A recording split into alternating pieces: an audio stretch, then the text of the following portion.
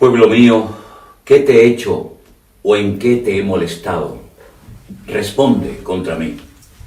Porque yo te hice subir de la tierra de Egipto, y de la casa de servidumbre te redimí. He delante de ti a Moisés, a Aarón y a María. Buenos días, hermanos. Dios les bendiga. Hoy quiero terminar esta miniserie de mensajes sobre el profeta Miqueas. Prediqué el otro día sobre este gran varón de Dios, sobre este libro profético, y a lo largo de toda esta semana hemos estado meditando sobre distintos pasajes, distintos versículos de este corto, pero profundo y maravilloso libro profético. Aquí le hace el Señor a través del profeta Miqueas al pueblo una pregunta tremenda. Pueblo mío, ¿qué te he hecho o en qué te he molestado? Solamente pensar que Dios le está haciendo esta pregunta a su pueblo, se nos conmueve el alma, se nos agita el corazón. Porque ¿cómo el Señor le pregunta a su pueblo, ¿en qué les he ofendido? ¿He hecho algo malo? ¿Cómo va a hacer Dios cosas malas para nosotros cuando Dios es un Dios de amor y Dios es bueno y para siempre su misericordia? Sin embargo, esta pregunta se la hace el Señor a su pueblo, no porque el pueblo tenga cosas en contra de Dios, sino para que reflexionen y se den cuenta de que su conducta, la forma como están tratando a Dios y a su palabra, no es justa, no es correcta. Jamás en nuestra vida podremos levantarnos y quejarnos contra Dios, diciéndole, has sido malo conmigo por esto o por aquello otro, porque no me diste tal vez lo que te pedí, o porque me trataste mal. Puede ser que Dios no nos haya concedido lo que le hemos pedido, incluso con fe, pero no significa que todo, absolutamente todo lo que le vamos a pedir al Señor, el Señor tiene la obligación de dárnoslo, porque hay cosas que no nos convienen, aunque nosotros podamos llegar a creer y a pensar que todo lo que le pido, todo lo que le exijo al Señor, Él me lo tiene que conceder, pues nos equivocamos.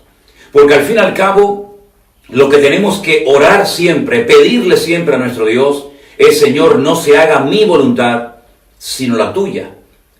¿Recuerdan cuando el Señor Jesucristo estuvo en el huerto de Getsemaní? Él le pedía al Padre algo, pero sin embargo siempre añadía la frase, mas no se haga mi voluntad, sino la tuya. Fue Pablo, el apóstol Pablo, el que también le pidió en varias ocasiones a Dios que le quitara aquel aguijón, aquel sufrimiento de su carne que lo hacía pasar mal. Sin embargo, el Señor le dijo, bástate mi gracia, porque mi poder se perfecciona en la debilidad. Algunos lamentablemente creen que Dios es nuestro siervo, que tiene que concedernos absolutamente todo cuanto le pedimos, sea o no sea de su voluntad. Pues no es así. Permítame decirles que Dios sabe lo que nos conviene, y hay momentos en los que, como un buen padre, también le dice a sus hijos, hijo, no vas a comer más caramelos, no vas a hacer esto, no te voy a dar permiso para que hagas esto o aquello. Exactamente igual y 1,000 millones de veces mejor, Dios muchas veces nos dice no, porque tal vez ustedes ahora creen que esto les va a beneficiar, les va a ayudar, pero en el futuro les puede perjudicar y puede ser la ruina de vuestra vida. Si ustedes han leído, como yo les pedí, el libro de Miqueas durante esta semana, habrán descubierto textos, habrán descubierto versículos realmente extraordinarios. Este que les acabo de leer a mí personalmente me ha llamado mucho la atención. Pero luego hay un versículo en el mismo capítulo 6 donde se hace una pregunta, y la pregunta es, ¿con qué me presentaré ante el Señor? Y adoraré al Dios Altísimo. Esta es una de las grandes preguntas que muchos se han hecho a lo largo de la historia. ¿Cómo puedo acercarme a ese Dios Santo? ¿Qué puedo hacer para llamarle la atención o para sorprenderle? Dos hermanos en el libro del Génesis decidieron un día acercarse a la presencia de su Dios. Uno, Abel, llevaba la ofrenda que Dios había pedido que se le llevara. Por el contrario, su hermano Caín se quería acercar a Dios, pero a su manera. Daros cuenta que Caín no era un ateo. no era una persona que había rechazado y que no creía en Dios, sino lo vemos que él va a la presencia de Dios, supuestamente para adorarle, supuestamente para rendirle culto, pero no lo hace de la forma correcta.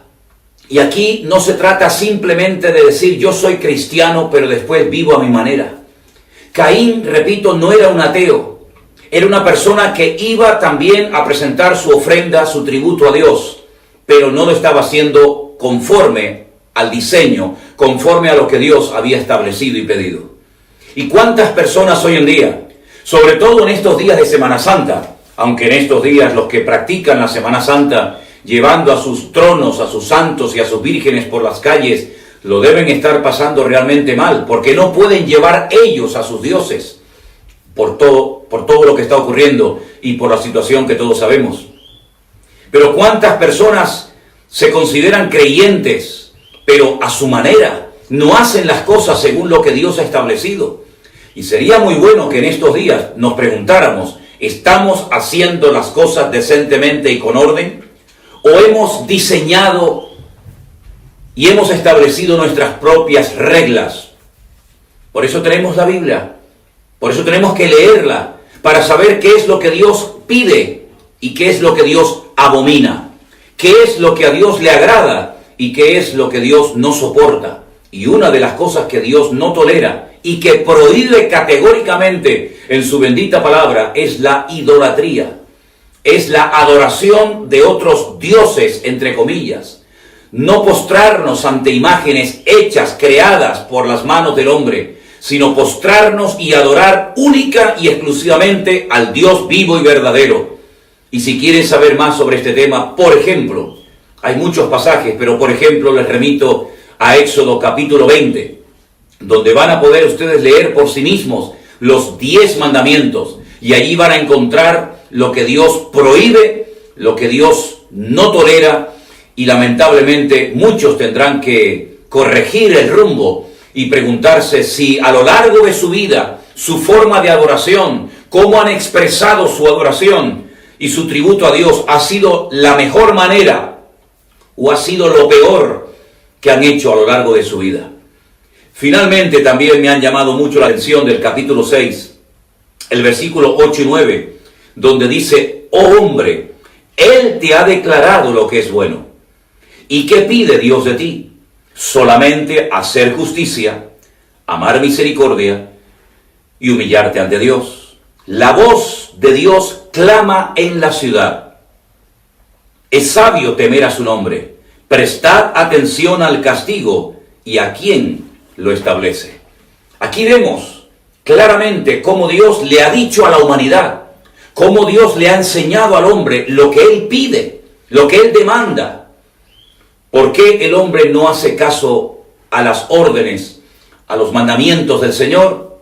Podríamos añadir 20.000 palabras y adjetivos, pero podríamos resumir todo eso en la palabra rebeldía, en la palabra desobediencia. Porque el hombre es desobediente por naturaleza. No nacemos educaditos, no nacemos, sometidos a nuestros padres y posteriormente a Dios, sino que a los niños hay que ayudarlos a enseñarles disciplina, a enseñarles a obedecer, a enseñarles a portarse bien. No hay que enseñarles a mentir, no hay que enseñarles a ser rebeldes y caprichosos, no hay que enseñarles a ser desobedientes. No hace falta enseñarles nada de eso, ellos saben cómo se hace. Por eso dice la Biblia, instruye al niño en su camino. Es decir, necesitamos ser disciplinados, necesitamos ser educados por un tiempo por nuestros padres, pero luego el resto de nuestra vida por la mano de nuestro Dios. Por eso yo quiero concluir estos días, estos devocionales sobre el profeta Miqueas, pidiéndonos y pidiéndoles al mismo tiempo a todos ustedes que nos hagamos esta pregunta. ¿Estamos viviendo según la voluntad de Dios? ¿Qué tipo de cristianismo ha vivido usted, amigo? ¿Cómo son sus creencias? ¿Son creencias adaptadas, ceñidas a la palabra? ¿O son tradiciones y normas que usted se ha inventado o que ha heredado de sus antepasados, pero que cuando las compara a la luz de la palabra de Dios, no tiene absolutamente nada que ver lo que Dios pide con lo que usted ha hecho? Por eso yo creo que hay algo muy importante y es el arrepentimiento. El arrepentimiento no es simplemente reconocer que he hecho las cosas mal, pero sigo en mi camino haciendo lo que a mí me da la gana. El arrepentimiento es reconocer mi error, mi fallo, mi pecado y cambiar totalmente de dirección. Es decir, hacer las cosas como Dios manda y no como a mí me ha parecido que se tienen que hacer las cosas. ¿Con qué me presentaré delante de Dios? Mire, la mejor manera de presentarse delante de Dios es con obediencia, con una actitud rendida a su amado Hijo Jesús. Y de esa manera Dios nos va a recompensar, no nos quepa la menor duda. Dios es galardonador de los que le buscan, no le debe nada a nadie. Y si hacemos las cosas como Dios manda en su bendita y preciosa palabra, podemos tener la completa seguridad, la paz en nuestro corazón de que Dios nos va a honrar, Dios nos va a bendecir, sea en esta vida o sea en la otra, pero Dios nos va a premiar, porque Dios bendice, Dios ama, Dios restaura, Dios le muestra a la persona sincera, a la persona honesta, a la persona que quiere someterse a Él, a sus mandamientos, su palabra. Así que vamos a concluir este devocional de esta mañana pidiéndole una vez más al Señor en oración que nos ayude, pidiéndole al Señor que podamos poner en práctica todo lo que ya sabemos, porque a estas alturas ya sabemos muchas cosas. Pero aquí no se trata de saber muchas cosas, de tener un amplísimo conocimiento de Él y de su palabra, sino de hacer de su palabra la norma, la regla, el patrón de nuestra vida, ser hacedores de su palabra y no tan solamente oidores educados, sino hacedores de su palabra. Seguramente nos va a costar a veces dejar ciertas y determinadas cosas, pero yo le animo a que lo haga, siempre y cuando no sean cosas del agrado de Dios. Si usted tiene que dejar algo, no se preocupe, Dios le va a dar la gracia, Dios le va a dar la fortaleza y usted va a ver el respaldo y la bendición de Dios en su vida y en su familia. No frene, no aleje la bendición de Dios de su casa por su actitud de desobediencia, de orgullo o de soberbia. Usted puede llevar mucha bendición a su esposa, a su marido, a sus hijos, a todo su alrededor, si usted es una persona obediente y sumisa a la palabra del Señor. Oramos. Padre Celestial, te damos muchísimas gracias, Dios mío, en esta mañana, por este privilegio que nos das una vez más, de mirar tu palabra y en ella encontrar tu voluntad perfecta para nuestra vida. Te pido que tú nos bendigas, que tú nos guardes en este fin de semana que tenemos por delante. Y Señor, que tú actúes por amor de tu nombre. Gracias porque tú nos has dejado en tu bendita y preciosa palabra revelada tu voluntad, para que todos sepamos lo que tenemos que hacer. Dios mío, guárdanos de todo peligro, de toda mala actitud, y sé tú nuestro pastor en este día. Y ponemos nuestra vida una vez más en tus manos, en el nombre precioso de Jesús. Amén.